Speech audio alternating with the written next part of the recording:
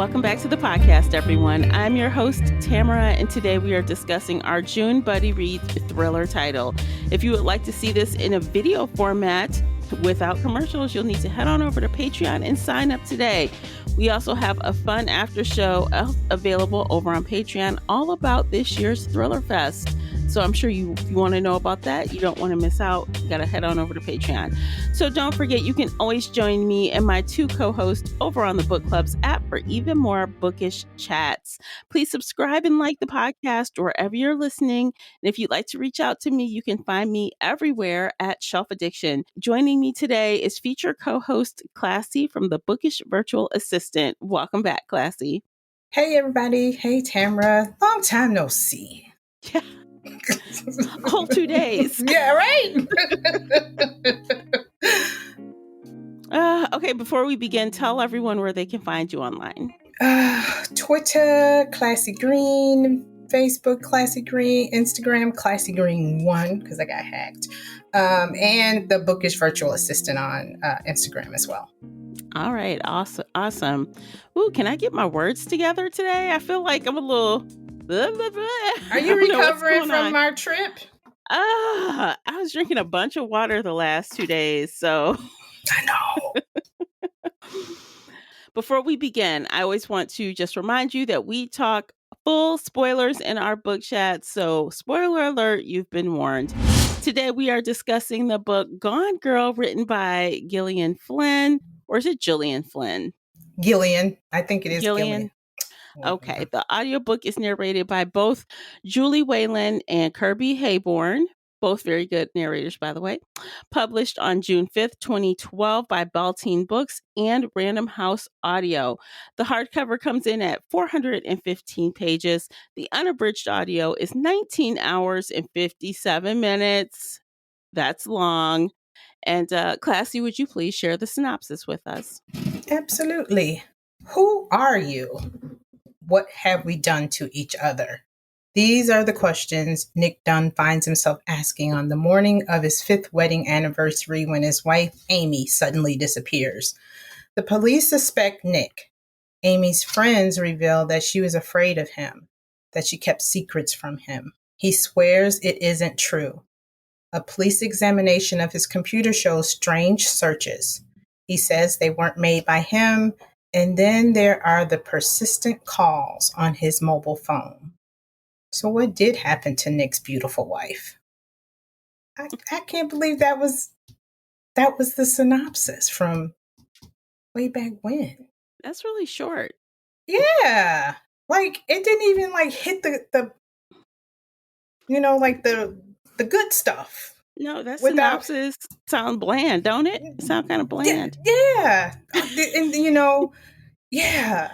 And everybody, well, I guess once we get into it, this is our second time reading this. So we're coming at it with that second lens or re-examination, reflection point of view.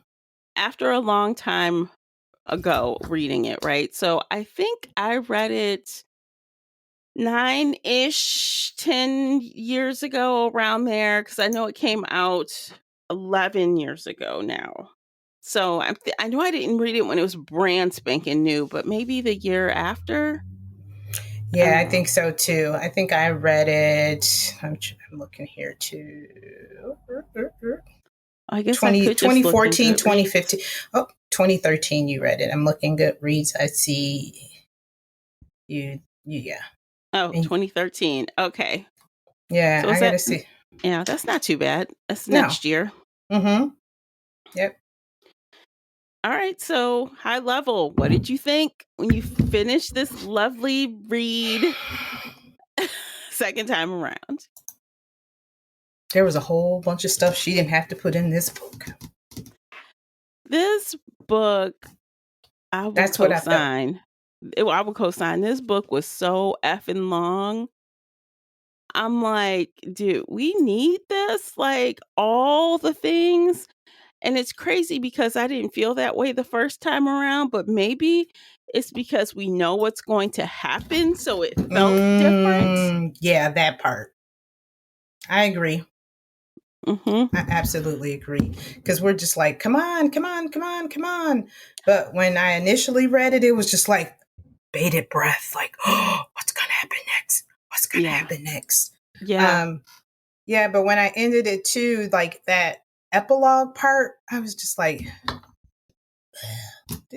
and So, y'all, we also rewatched the movie. So, just to kind of compare and contrast, and this extended epilogue was not in the movie at all, really. So, no, like, the last part in the movie was, Amy looking up at him, and he's like, his hand on her head, like looking at her like, die, bitch, right. die. I was expecting, even though I've seen this movie again. I mean, this is our second time, maybe third. Yeah. I don't know how many times you've watched it, but I felt like this would have been the perfect opportunity. Because didn't he say, like in the book and in the movie, he felt he wanted like crack her skull? Like Mm-hmm. it would have been a nice ending, like like him cracking her skull, and then like in reality, like no, I'm just rubbing her head. Yeah. Like a daydream or something. Oh my Mm-hmm. gosh. Cause man, I felt like him. Like, yeah, like, yeah, I could Oh, just, this you hoe, dumb yes. bitch. You But in dumb the end, we bitch. got like, I should have counted these pages because there's no page number count. I think it's like In almost, Goodreads, it said they were, like just this last part. So wait, page oh, 370 were you talking about the to, epilogue? mm-hmm. Yeah. So it's almost 45 pages of epilogue of That's what like what, happened. that's almost two chapters in a book, right? If you, or Yeah. more. Yeah. I guess technically it's part 3, but it's all of like what happened the day when she came back. 40 days gone, and then here she is. She's back. What happens on that day? So the night of the return, right? So Yeah. yeah, it was long. Yeah. They put it. Yeah. They let us know that honestly, Nick cannot escape Amy. He cannot escape. He is stuck for life. He better buckle up because he got a long 18 years ahead of him. Yeah. Because she has, what did that resilience, like, what did he call her? Vengeful Amy, not amazing Amy. And she was like, I killed for you. Who can say, who can ever say they've killed for you, Nick? I know. And like what I did like in the compare and contrast of the movie to the book, um, Tanner Bolt, which played by, come on, Classy, Tyler Perry, the Mm-hmm. lawyer, his, high profile lawyer who usually gets men in these kind of situations out of prison time. He said, you better thank her. You should thank her.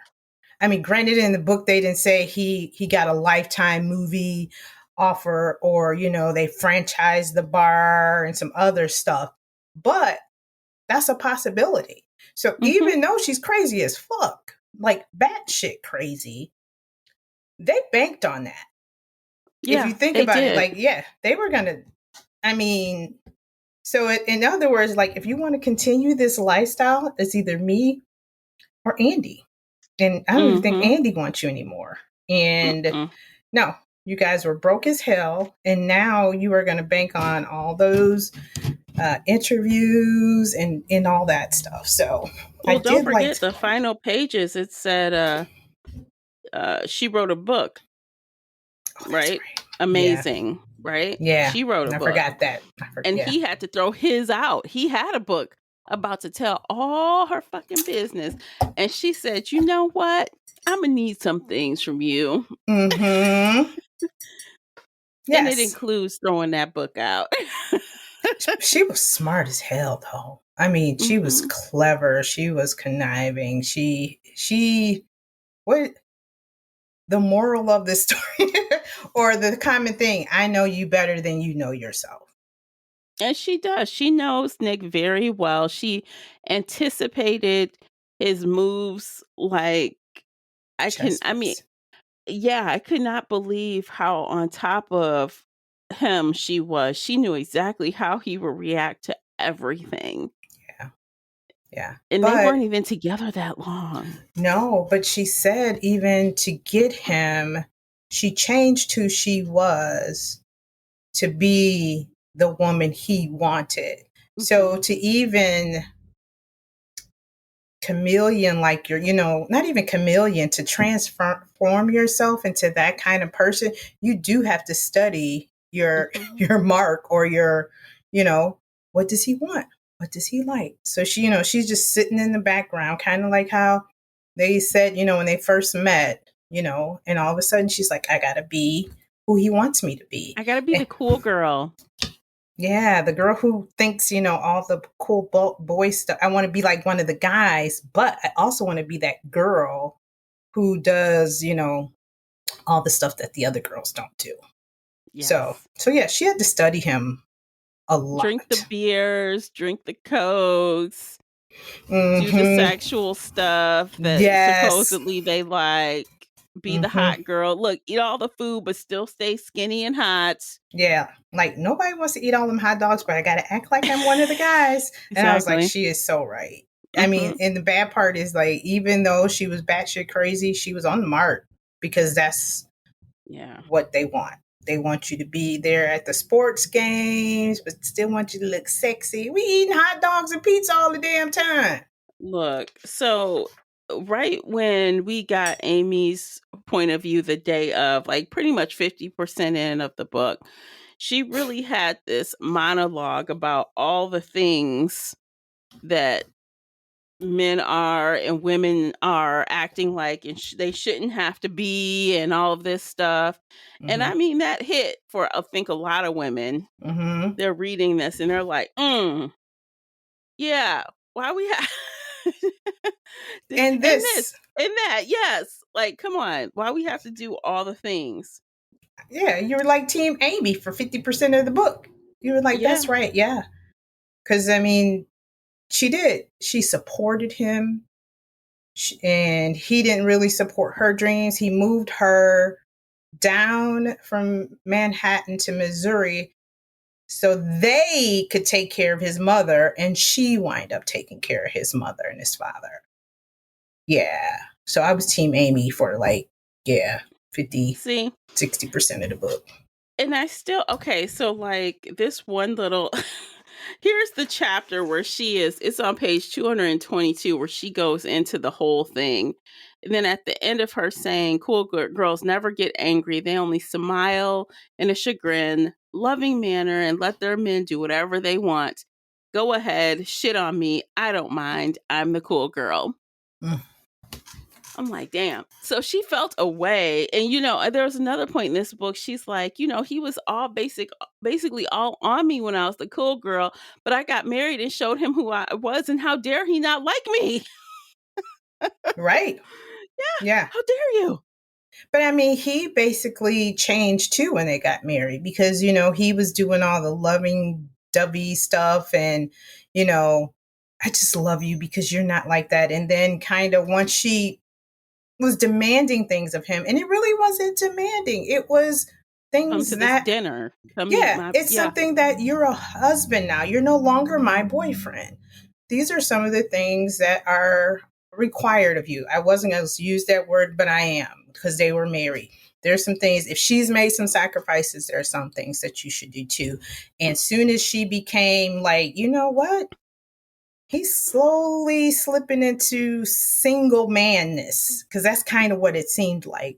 And as soon as she got a voice, and he even said it, He didn't like it. when women, I don't like when women tell me what to do. Basically, Hmm. he became that curmudgeon like his daddy, but not openly, because he had a persona. But under his Yeah. breath, it was, you dumb bitch, you dumb He bitch, you doesn't dumb like bitch. crying. What do you say? Crying and Ooh, like complaining, basically. yep, or confronting. Even his Yeah. sister said, you don't like confrontation. So he basically wanted I think we even said that in about other books, the Stepford wife, or just a quiet wife, trophy wife who's just beautiful. And whatever I say, do, you do. Hmm. And she was that for years until, like, the cookie started to crumble. They lost their jobs. They were Mhm. forced to move. And of course, she's like accommodating because she doesn't want to be that bitch that doesn't want him to move and take care of his parents, right? Like, Right. I'm not going to do that. I'm not going to be that person. So she sucks it up and moves. And it doesn't take long before he is messing around. They were only Right. married 5 years when this happened. Yeah. And not only that, he didn't ask her if she wanted to move. He No. said, "We're moving." Yeah. That was one of the things I wrote down to her bookmark. Like, she said, he didn't even ask me. He just was like, "This is what we're doing." Hmm. And like the dutiful wife, even though she didn't want to, or I won't say she didn't want to, but she kind of didn't like that Missouri. But you didn't ask.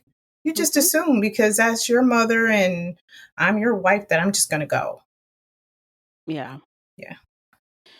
Yeah. I mean, honestly, so the thing is this. So Nick gets zero sympathy from me. He's the worst kind of guy, right? He really is. And the author goes through a lot to make us dislike him in the first 50% of that book. She is putting full force behind the assholiness of Nick Dunn, right? So I get it.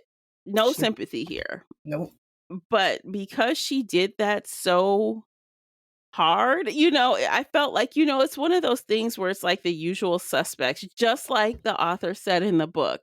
It's always the husband, right? You have this Mm-hmm. thing about me, and you're just going to hold on to it like a dog with a bone, right? You just expect the husband to do it. And she made him so unlikable. It was, it was like in your face. Of course he did it. And to me, honestly, and I thought this the first time, and it held true for me the second time, it was so much, I just knew he hadn't done it. Yeah. Yeah. So I'm like, no. And now, not saying I knew what did happen, because, the first time around, I was still shocked that she was alive. But Mm-hmm. I had thought something else happened, and Right. it wasn't him. Yeah. Yeah. Yeah. And you're right. Like, she laid it on so thick. And even at points where I felt like he didn't, there would be moments where she throw something else in there that he did. Like you said, at the 50% mark, you were like, ooh, he is an asshole. And then we kind of get into the story and you're like, well, maybe it's not. And then he does something stupid. And you're like, nah, see, He a it could dumb be one. him. It could be, look at this shit. He's smiling. Hmm. He's, and then you find out about the affair. And then you Hmm. find out the affair has been going on for, not a couple Over a months, year. over. Yeah, so yeah, those Hmm. little sparks of just when I thought it wasn't him. Is it not? Yeah. And that I did like about her writing, that she would always leave us kind of hanging, that the unreliable narrator, Hmm. she masters it. And even at Thriller Fest, how many people referred to Gone Girl? You know, Probably like, almost every panel we went to. that's because, if we set this in other episodes, like Gone Girl has been like the gold standard, right? Mhm. Since this book came out, every publisher is saying this book is like Gone Girl. If you like Gone Girl, you'll like this. They use this as like, because it was the ultimate. I'm telling you, that plot twist at that 50% mark, when it changed point of views and we are like firmly in Amy's head, and Mhm. we're like, oh shit, she driving down the road. Her ass ain't dead. You know, Yes. that was the biggest twist I think I've ever experienced. Like, I was like shocked, saying OMG out loud. I mean, I just remember this huge reaction. Yeah. I haven't had that with very many books. No, where your mouth is just like gaped open, Yeah. sitting there. Yeah, I remember saying, "What the hell?" I Hmm. know I closed the book because I was like, I know I just didn't read what I just read. No, I'm gonna Yeah. come back. I'll be back. I'll be Like, I right need a back. break. I need a Yep. break. Let me. Yes. Yeah, it was one of those moments, and it was like 10 years ago. I know I text people in the book club or something. I was like, where are you guys at in this book? Hmm. Oh, I'm not that far. I'm like, when you get to that part. You'll call know me or what it something. is. Right. You'll know. Yes. Yes. Yeah, because it was like you said, I don't think I had read anything like that. And then everybody started trying to do it. Girl on the Train. And I mean, maybe it has probably been done before, but I had not read anything like that. And apparently, Mhm. um, in the book publishing world, I'm assuming it hadn't been done that well either, because people are still, as you said, Yeah. the gold standard, they are still referring to her. 11 years later. Yeah, I didn't bring my notes, but Darby Kane mentioned, I can't remember which part of the book she mentioned, and it was perfect. It was like, yep, I remember that. Yeah, so Yeah. I yeah, mean, I think that wasn't that the villain's conversation about, I can't remember. yeah, But yeah, so I feel like that is one thing that she did exceptionally well, is the villain, because both of them are villains in this book. mm-hmm. In their own right. Mm-hmm. Yeah, she just showed like, yeah, she basically did show how in a marriage you have both Mm-hmm. from, both perspectives. And um yeah, I was trying to even kind of think like, at one point I even told you like the things that Amy did, granted she went over the top. He deserves that shit. She bought the bar with her money, the house, her money. Um when he lost his job, he's out there buying suits and things that Treating people who people aren't, at the bar. Get the hell yeah, out that of people here. who are laid off should not be buying. Oh, we got it. But, he was basically like, I And think he I knew wrote that his down. job was coming too. He knew Yep, it, but he's still yep, out there spending money. yep. He started spending money that laid off people don't buy for interviews, because he was like, oh, in case I get an interview, a $3,000 suit, in case you get an interview.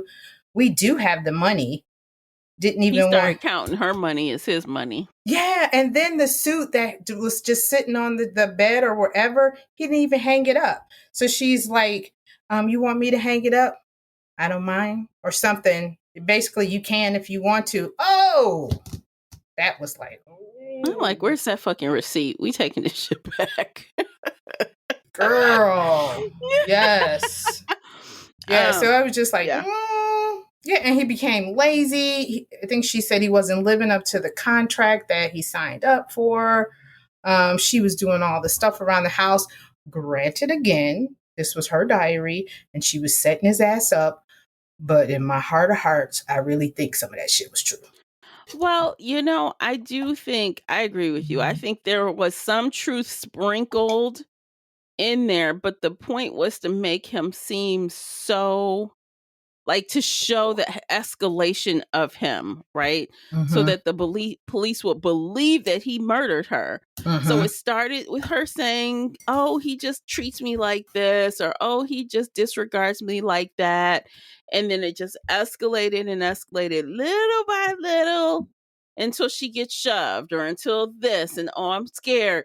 So definitely, I think the early days of their relationship, and the author actually says that through Amy in the book. She's like, I got to make sure I have lots of real fun, the beginning times in here when Mm-hmm. everything was great. Yeah. And so she can just show how that just transformed. And Yeah. I do say poor Nick, because he is always being blindsided by her. They're like, what about her diary? He like, what diary? She'll use a diary. And Friends. Oh, she's got best friend. Who? what Who's friend? her friend? Come on now. There's pictures on our mantle. Yeah. Like, Huh? what? He Amy. like, Amy talked about everybody in the neighborhood. yeah, she got his ass. She Yeah, got she him. did. She set him up. But even though, like I say, even though he's an asshole, like, it is clear that Amy has lots of screws loose. She she tricked him just like he tricked her. They tricked each other. And I don't think Yeah. that warrants a murder sentence with a possible death penalty over your head. I think she went a few steps too far. Like, even what she did to her the guy who was obsessed with her. Yeah. I Desi, the one Yes, she at the Desi. end, yeah. Yes. Even the guy she accused of rape, I was like, damn. Yeah, In the so movie, I really loved how they did his role. He's like, I can't even get a job. They or a date. They Google search my name. Yeah. So she's been doing this to people, and in the book especially, she even did it to girls. She did it to one girl that she didn't like was getting more attention than her. Yeah. Suddenly, she's tricking her into doing stuff, and now the girl looked like the crazy one that wants to be Amy. Yeah. So she has a track pattern of when you screw her, she don't like what you did, she gonna teach you a lesson. Sociopath. Yeah. Just a little bit. Just a little. I'm gonna teach you the wrong of your ways. And Wait, and not only that, like after she does the shit to you, she kind of comes back and whispers in your ear, like, you know, like she wrote the girl a letter, basically like, watch your back, bitch. The guy that she accused of rape, did she like write him a note or called him, or you know, it's always like after she does it, it's basically like, don't fuck with me. This is what happens. She did that to Nick too, because Nick's like, you're a crazy bitch. She like, you're a murderous psycho bitch.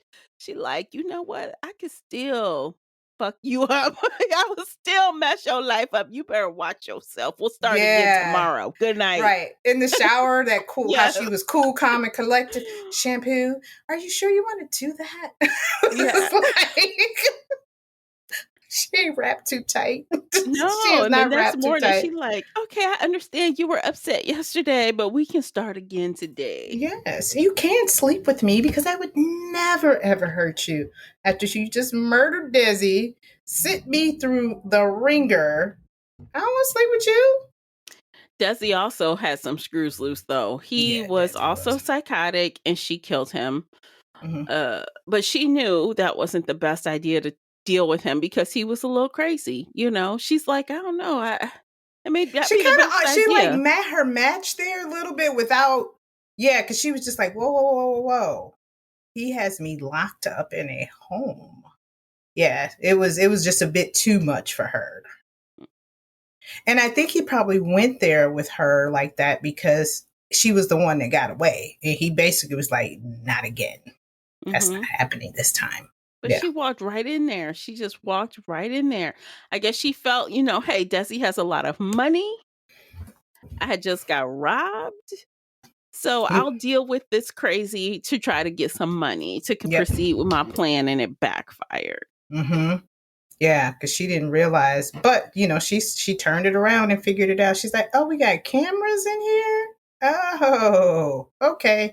But yeah, she wasn't expecting that. She was expecting just give me the money and I can keep it moving. But she had to play a role. And throughout the book, she had to play a role. Many roles. And I mean, again, she literally tells us, like, with no shame, I grew up learning how to play roles for people. I grew up, you want this type of daughter? I'm that type of daughter. You want this type of friend? I'm that type of friend. She's never been herself ever. No. Basically, she was however, what did her dad write? Like 20 books? She was, you know, she could be like the Sybil of, you know, Amazing Amy, whatever book, she could be that person. Whatever, you know, Avenging Amy or, you know, whatever book that was, she had that personality or she could put that on. So this is it. It was an interesting second read. Like I said, I picked up on some things I didn't pick up the first time. And I was just like, I can't. The other thing is like, I can't believe I read all these damn pages. Even though I've read more, but it's just like, I read all of this? How fast? Right. So, because I blew through this book the first time. I know I did. I blew through it so quickly. So okay, let's take a quick break because I want to talk about the reread experience when we come back from the commercial break. So you guys check out these commercials by listening to those. You are supporting the podcast. Don't forget to check out the book review journal available right now on Amazon, and we'll be right back. Today's episode is brought to you by the Shelf Addiction merch store. Check out all the bookish t-shirts, notebooks, mugs, and more. Don't miss out on these original designs, perfect for any book nerd. Support the podcast and visit shelfaddiction.com/merch and pick up your next favorite bookish item. Okay, so the reading experience. We already said the book was long. The audiobook was long. The first time I read it, I didn't even do the audiobook. So this time I tried the audiobook. In this audiobook, now I like Julie Whalen. She is a great narrator. I like this other guy too. But my God. Okay, I was listening pretty much on 2x the whole time. And the last couple hours, I'm like, please let it end. I put it on 3x. I inched myself up to 3x to make it end. And I know they were because I was at 2.2 and I put like my little speaker on, because I was in the shower and I was like, oh my God, I can't imagine what they sounded like. Look, you were just like, focused. I need to get through.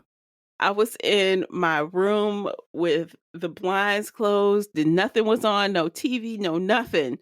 I was sitting there listening and I was like playing a puzzle game, nothing that needed anything. And I was literally listening hard. And then I'm like, let me just get up and get the book. And then I'm like, well, let me start reading along a little bit. And I did a little bit of that. And I'm like, okay, just go faster. Yes. Over. I'm like, I want this over. And that's not good. So while I do think this book is great, I still give it the rating I gave it. It's still a 5-star read. I don't think this is one of those books that are just as enjoyable the second time through. Yeah, I gave it a 4. I thought I gave it a 5, but it was a memorable book. And I'm going to keep my 4 as well. But yeah, I don't think this is one of those second time around. Because usually because I don't reread books. I believe you do. Only time I reread is if I have to, like podcast, book club. Mm-hmm. And there's some books that I've reread that I've enjoyed and didn't want to rush it, even though I knew the ending or I knew who killed, you know what I mean? Mm-hmm. But it was enjoyable. And I was just like, oh, I missed that part the first time. And, I took my time with it. Mm-hmm. Sound like a damn lover. But anyway. Yeah. But yeah, it was enjoyable. And not to say this wasn't enjoyable, but yeah, this isn't a second read. No. Yeah, it was just like, we know she crazy as fuck. I can't figure out why though. And I just can't help but think, is it because that it was so memorable that we knew every single thing? Or because, I have reread books here on the podcast in the fantasy thing, in the fantasy read along, that I hadn't read for a decade. And I thoroughly enjoyed them. I did not get that same, and these were long books. We read the Red Rising trilogy, and these books are big. They are chunkers. Yeah. And I've reread the Court of Thorns and Roses. Huge books, and I did not get that feeling. So I don't know if it's just because of the type of book it is, because it's such a thriller with a very clear story, that rereading it again is like you just know all the things, so there's nothing surprising or yeah. And how would I say this? Like there wasn't any, like her writing, there wasn't any like eloquence or metaphors or symbolism. And I know, because that's kind of like with literary fiction and things, but everything, like you said, it was just cut dry relationship, this and that. There was no like little hidden stories or subplots kind of in there. Everything was, like you said, was cut and dry and out in the open. You had her story, you had Nick's story, and then you had that twist where I'll just say, for example, I remember rereading American Marriage, I think that is, by Tayari Jones. Mm-hmm. And it was about, did you read that? An I American did. Marriage? Yeah. Yeah. So I read the first time and I enjoyed it. And then the second time I started realizing how much of a jerk Andre was and the little things that he was doing, that I missed the first time and why she didn't take him back. Because at first I was just like, that's her husband. Mm-hmm. Even though he went to prison and he didn't do it, that's her husband. But that second time when I read it, I began to see she forgave him a whole, like those little Mm-hmm. things, where with this, Mm-hmm. and it wasn't a mystery or anything, but it was just the way Tiari wrote it, that there was just some little things that were subtle that, you could kind of miss. Mm-hmm. But you read it that second time and it comes up where, like you said, in this, it was just, here's all the clues, kind of Mm. like a crime. Yeah. Here's all the clues. Right. And we enjoyed it and we watched and there really wasn't like anything hidden. You're right. When I say it out loud again, as Mm-hmm. we often do, there were no like hidden clues because her limericks, she gave us we got the Yeah. answer. Yep. There was no ahas really because Yep. There they figured wasn't. him out. Yeah, there was no big like who done it or whatever. So yeah, you're right. That may be the reason why it was like, okay. Yeah. Because I was kind of, I mean, like we were really like excited about revisiting this book, and I mean, honestly, I still got it done pretty quickly. I got it done in like, okay, so I took several days off. So if I had to think about the actual days, I think I got it done in like 3.5 days. Okay. That was still fast, but I was like pedal to the metal. It was difficult. Yeah, because you think, oh, I've read this before. I can get through it. And then all of a sudden you're just like, shit, I'm only at 67%. Yeah, That's how I exactly. felt. And I was like, then I had to bump it up. And then I did the same thing. I kept looking like, oh my God, I'm only this far. WTF? Why? yeah. Um, Yeah, because you yes. think once you hit that 50% mark, like you said, and it switches that it get, like I should be here. And I didn't. I was Mm-hmm. not there. And then I fell asleep on the damn book. Thank goodness I bookmarked because I knew I was getting sleepy so I could go back. But I still wasn't that damn far when I went to sleep. It's Mm-hmm. just like, oh gosh, come on. When am I going to get to at least 80%? Exactly. So yeah, I listened on Exactly. the train to work. I finished it at work, and then I finished the rest of the movie on the way home Mm-hmm. on the train because we kind of watched some of it um, at Thriller Fest, in between our break, and then I just kind of finished where I remember going to sleep. Mm. So, but yeah, it was a sprint. It was a sprint, Yeah. and that was the other thing too that. And I don't know, like you said, I don't know if it's because we reread it that I was just like, oh, I'll get to it. Yeah. We read this before. Yes. Yeah. And we just assumed it would be easy peasy. It would just flow. And and to be fair, it did. It's not like it turned bad or anything. It was No, just different. It's really hard to explain. it was a different experience from the Yeah. first time we read. And like you said, there have been books where the second time I read it, I have bumped up a rating, or I was just like, I still enjoy this. This is just a great story. And this, like I said, I'm not changing my rating, but it was just like, okay, I just wasted Mm-hmm. 14 hours. But anyway, we did it for the Girl, right. podcast. We did it for the podcast. We wanted to do this. So be it. So that makes me like leery of trying to reread any other books in this genre. Just because of how it's the who done it, right? The how, like once it's revealed versus like the other type of genres where even though what's going to happen, there's a lot more. Nuance and some other Yes. little things. I can imagine because I don't read fantasy. I will, but that's not like my favorite. But I can imagine like in fantasy, those little kind of, little nuggets that you could kind of like, oh, I missed that. Mm-hmm. I think I came in at the tail end. No, I think I may have listened to you and Samaya podcast, and it was something she said or you said. So I can imagine like rereading that, and you're just like, yeah, I missed that the last time. Mm-hmm. Yeah. Yeah, because it's like heavy. It's with that type of fantasy, excluding urban fantasy. I think it's not as heavy on world building, but that type of fantasy is very world building heavy. So there's a lot of like how the power works, how this works, how that works, Yeah. and it's easy to like kind of miss stuff here and there. But Hmm. with this, it's more cut and dry. Once you've read it, you read it. Yeah, You like know. here's the clues.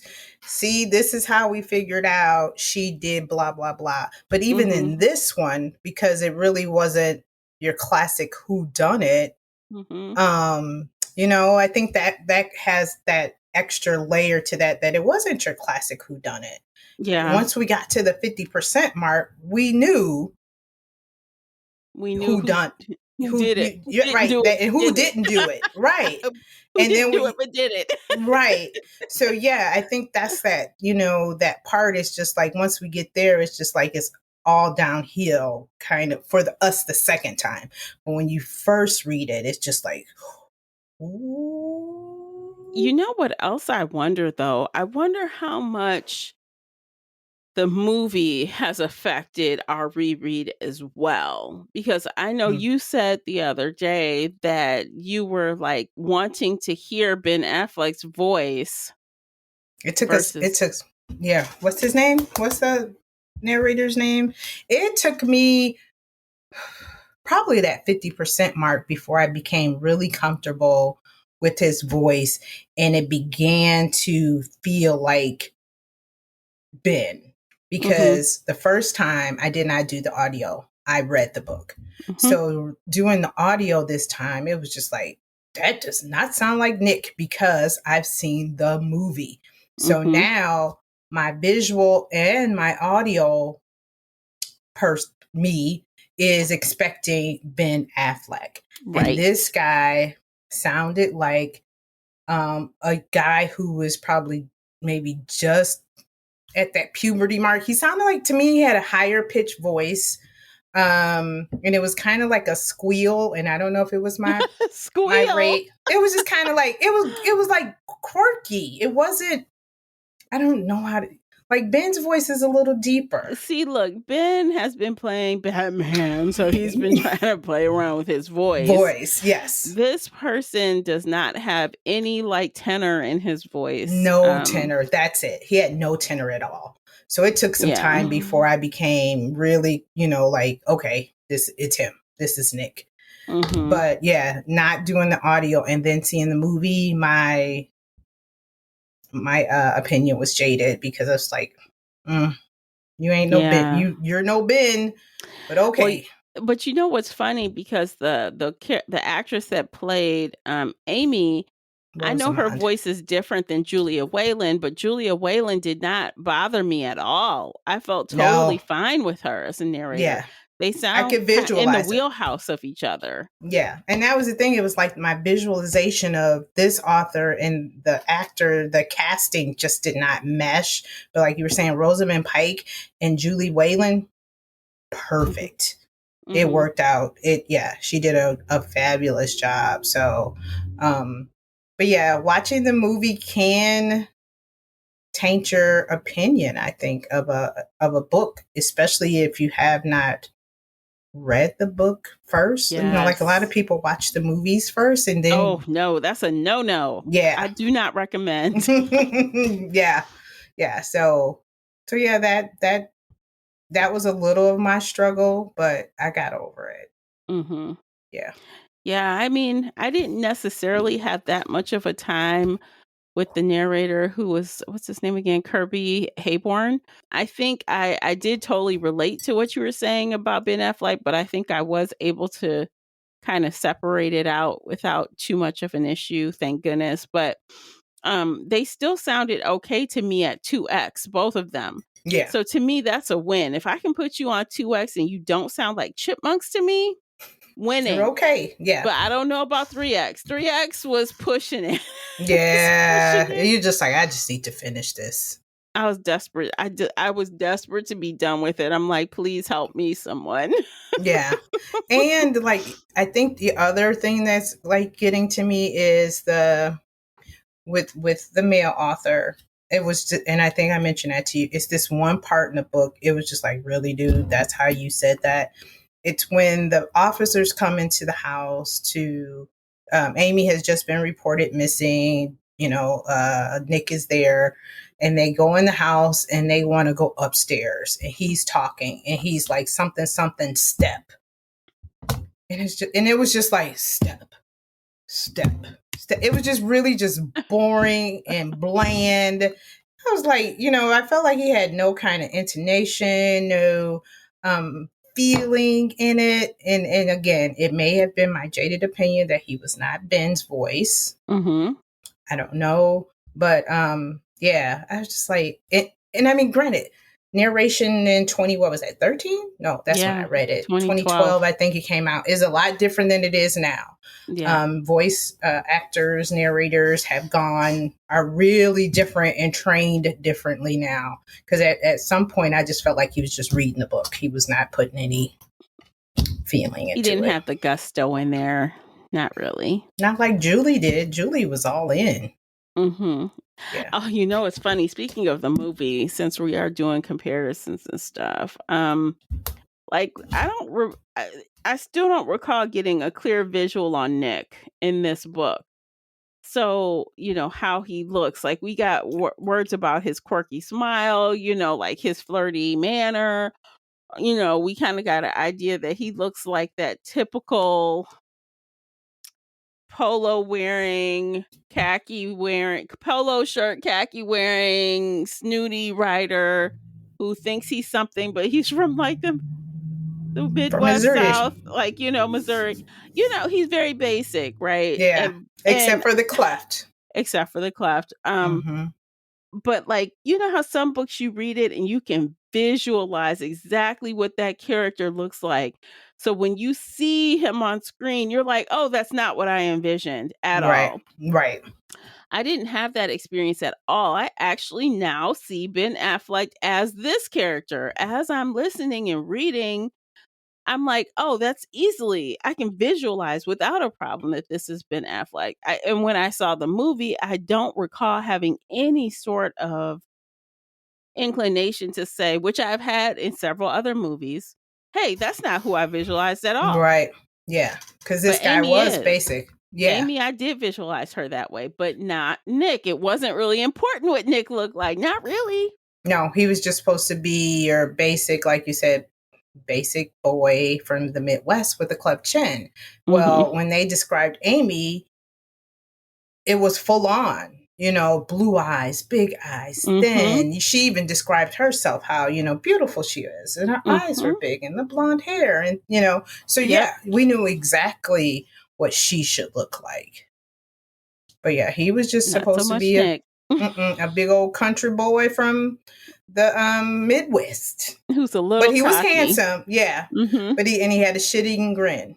Yeah. I'm like, oh yeah, I guess that does work for Ben Affleck. And I honestly, I kind of feel like, and I'm sure he is nothing like this. So please, if you happen to be listening to this, do not take offense. But I do feel like he played that part so well. I could believe that was partially his regular personality coming through. Like, yeah, okay, this seemed pretty natural. Yeah. Because they had to tell him to quit smiling. Like, you idiot. What are you doing? It was just like he's like, I just can't control it. And his little, yeah.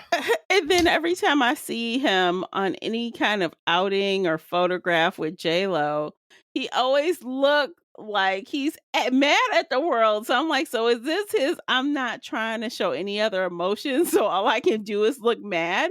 So yeah, like I'm bothered. Like I really don't want to be here, but I'm here. Exactly. So I'm like, well, that seems a little bit like Nick Dunn, a little bit. They may have cast it on purpose. I don't know.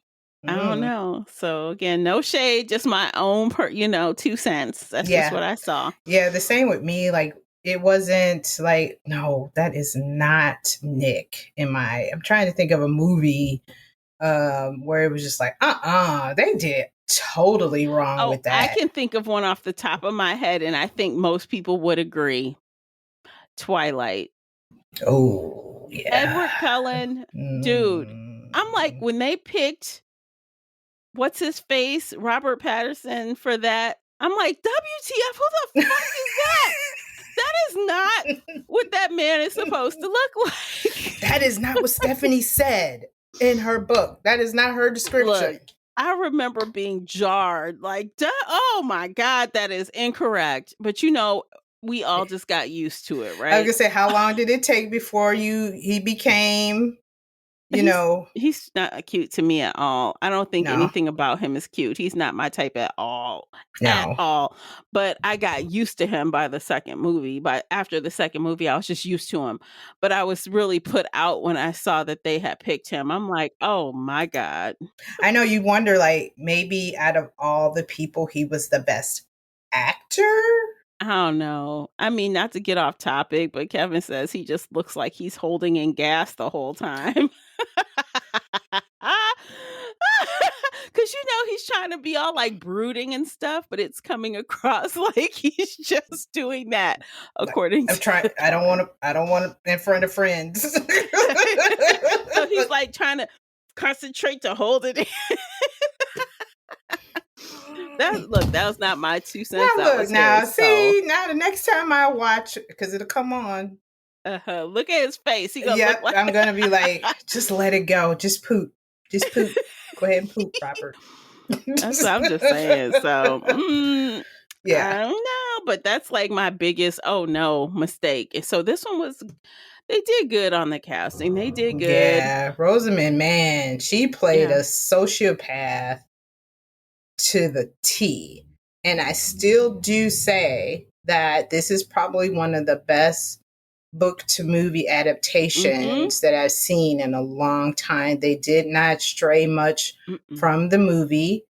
I almost feel like the movie added a layer to the book, or, that I didn't see. Like I was saying, like the guy that she accused of rape, when he said, I can't even get a job because of this, because, and he's on the sex offender list and, all these different things. And in the book that the charges were dropped. Yeah. So they did more in the movie. That part. And what was another part that was really interesting? But yeah, it was just some other little pieces to the book, that just kind of was like, yes, it brought the story to life. But yeah, I still enjoyed the movie. I don't think in the book, when she, went away to that little hotel or rental room where she got robbed, I'm like, in the book, did they say she was from New Orleans? Because that little New Orleans accent she had, I don't remember. I don't remember that. Yeah, I don't remember it in the book, but I was like, okay, it added a nice little piece there to the story. But yeah, and they really had, for them to make a 2-hour movie out of a 400-page book, they did excellent, because Gillian, she added, there were so many pieces to this book, and the screenwriters, they pulled the most important things, right? So like they hit all the most critical parts of this book.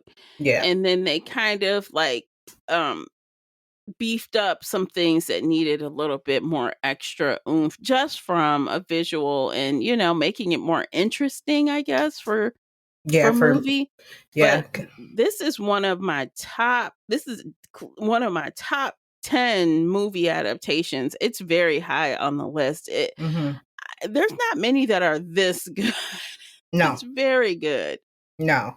Yeah, because we would say they missed that part. They should have put this in there. And Mm-hmm. with this, it was like, I'm not sure what I would add from the book to the movie because they hit Yeah. the beginning of the relationship, the key, how it started, when it began to decline. Yeah, all the Even key old boy, points. what was his name again? The guy that she killed at the end. What was his name? Desi. Desi. In the book, we didn't see that happen. In the book, she gave him a drink. He downed this drink after they were together. Mm-hmm. And then it's kind of like fade to black. And then next thing you know, she's back. She walking up the drive. In the movie, I was like, oh snap. Like we get to see her setting him up. She's doing all the things, screaming in the camera, putting blood all on her. And then we get to see her slice his fucking throat. Like we just hear about it later. Like in the book, she tells Nick what she does.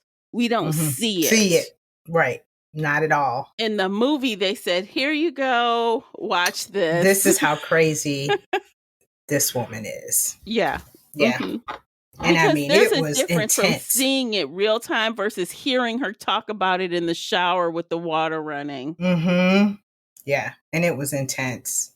Yeah. So yeah, it did. That kicked it up a notch for me because, like you said, that fade to black and just it was okay. It was good in the book, but to see what this witch did, she crazy. Woo!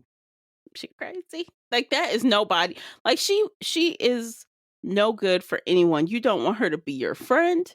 You don't want her to be in your family. You don't want her to be your significant other because she is nuts. Yeah. You come Poor for Go. anybody. Go was scared. Go was scared for her brother. She's like, oh my God, you going 18 years of this? Oh Lord. Yeah. Mm-mm-mm. And she set her husband up with the baby. She did. He's like, this is not my baby. We have not had sex. She's like, oh, yes, it is, sir. Mm-hmm.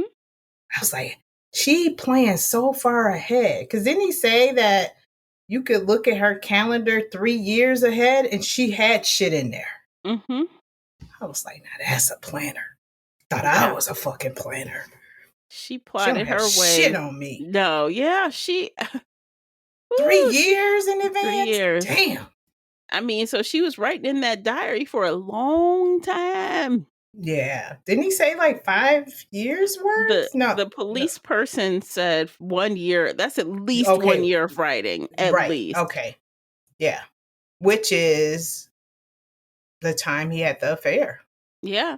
So apparently, according to Nick in the book, she obviously was following him and saw them somewhere because all the clues led him to places that he had been with the mistress. So I think she mentioned it in the book that it was a snowy night. She was lonely and she thought she was going to go meet her husband at the bar and say, let's go do this and that. And when she got there, his ass is walking out of the bar with Andy. And she said, you know what? She said, I'm just going to follow him. And he didn't even recognize that, that she had followed him. And that is skill because a lot of women would be like, how dare you? They walk up and confront them immediately. And she like, nope, I'm going to follow you. Mm-hmm. Yeah. I don't know. I don't know if I would be so cool to do that. I mean, I think a lot of people would just want to react and just like, rawr. Yeah. I think I would have too. Like it took a lot of me to just not sweat, Yeah, I don't know, but dang. And then she just continued on with it. And then after that, her plot was set. But I mean, she had a prenup, but I think she wanted to win. And she wanted to teach him the lesson, as he said. Yeah. She wanted to lord that over him, that he is an idiot and he need to learn. Even she said it. She's like, look, I don't even care what you think. I saw the Nick that I liked on the TV. You're going to get that shit together. That's why I came back. She like, I want that. Yes. I don't care. You are capable. I saw it. Yeah. She was like, there he is. He's wearing that tie and that watch. I got him exactly where I wanted him. Yes, he's doing all the things to get me back, saying all the correct things. And she like, I don't give a fuck what you think about me. You gonna act like you gonna act like this husband I married, or else. Because she said everything in motion. I mean, damn. Yeah. Crazy. All right, so we already set our ratings, but let's just recap. So first time I rated it a 5. I still hold it to a 5. I still think it's an excellent story. But if you're listening to this podcast because you read it and watched it, I would shy away from rereading. I don't think it's a great reread. Yeah, I agree. I gave it a 4. I thought I gave it a 5, but I gave it a 4. I will not increase my rating. It's like you said, it's still a good book. It's memorable. There's so many things, we quote. It's those things, but it is not a good reread. You won't miss anything. Yeah. Nothing is going to be just like, ooh, nothing like that. No. Not for a reread. No, save yourself. 415 pages and how many hours of audio? Oh my God. Too many. I think it was like 14 or 15 hours in audio. No, it was like 19 hours. Wait, where's my thing? Here it is. Really? 19 hours and 57 minutes. Yeah, I just looked at the Libby app. 20 hours of listening. So I can't wait for book club for people who have not read this book. I can't wait to hear their opinions about this book. Same. I think that those people that have never read Gone Girl, they are in for a huge treat. Mm-hmm. Yeah, I think that's going to be the exciting part for me is hearing new readers. Mm-hmm. Yep. Okay, so next month, July, if you are in the book clubs app, then you would have seen a notice go up. I extended an offer to suggest books for July Reader's Pick. And we have selected one of the books that one of our book club members suggested. So next month, we are reading The Last Word by Taylor Adams. Dun, dun, dun. You better come through, Taylor. I know. You better come correct because we really liked his one book. And his second book we read, we thought was okay. Yeah. But we liked No Exit so much. That was his first one that we read. And what was the second one? Hairpin Bridge. We thought it was okay. Yeah. But come through. The Last Word, come through. So far, it looks, the ratings look good, but I think they looked good, last time. But yes, Taylor. Yes. So you guys come back here again next month. Subscribe so you don't miss the next episode. And if you're into book club, come on over to the book clubs app and we'd love to have you. And if you're not into book club, like I said, we'll be right here in the feed next month. Until then, take care of yourselves. Have a good one. Take care, guys. Bye. If you enjoyed today's episode and would like to show your support, there are a few things you can do. Head on over to Apple Podcasts and leave a positive 5-star review, or like this episode on your favorite podcast player. It seems so simple, but it really helps me out. You can share this podcast with other book nerd friends or on your favorite social media space. You can also join the Shelf Addiction Patreon family. For as little as $2 a month, you will help us produce even more awesome content for your ears. You can also consider joining the Shelf Addiction Official Facebook group, where we talk all things bookish and more in a safe space. The Shelf Addiction Podcast is a part of the Nerdy Maven Network. You can also reach us via email at info@shelfaddiction.com. Thank you for listening.